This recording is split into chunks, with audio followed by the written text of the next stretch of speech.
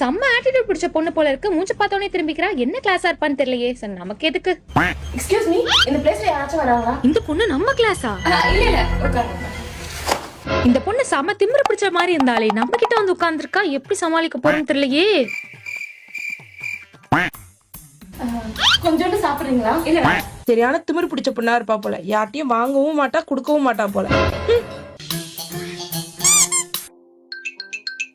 நல்ல வேலை அவ இல்ல. அவ வரதுக்குள்ள சாப்பிடணும், இல்லனா எனக்கு ஒண்ணும் கிடைக்காது. ஏய், என்ன அதுக்கு மேல சிப்ஸ் சாப்பிட்டாலே நினைச்சியா? குடி.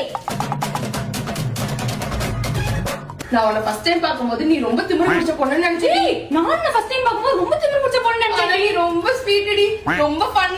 நீ ஒரு காமெடி பீஸ் தாண்டி.